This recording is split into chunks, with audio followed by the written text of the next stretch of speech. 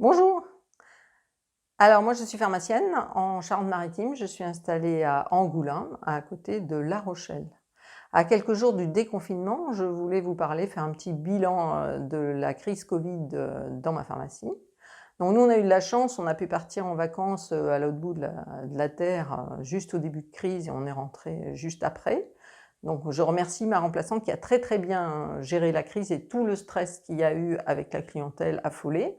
Et je remercie aussi mon équipe qui est restée très soudée et très efficace. Donc on a pris un petit peu le train en route, voilà.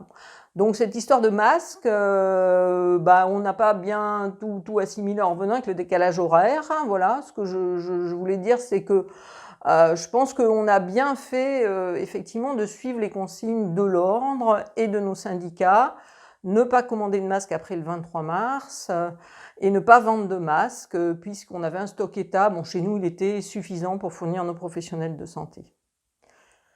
Alors, je me suis fait une petite réflexion à propos de cette crise des masques, puisque c'était légal, mais la doctrine était de ne pas en vendre.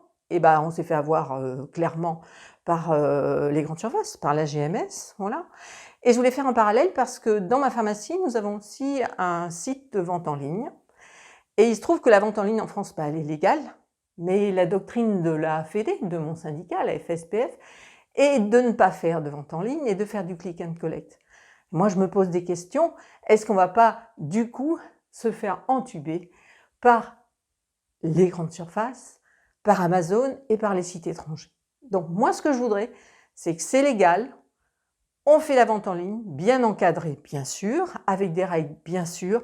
On n'est plus harcelé par l'ordre, de façon à développer et surtout faire de la vente en ligne, nous, pharmaciens français, correctement. Voilà la petite réflexion que je voulais vous soumettre.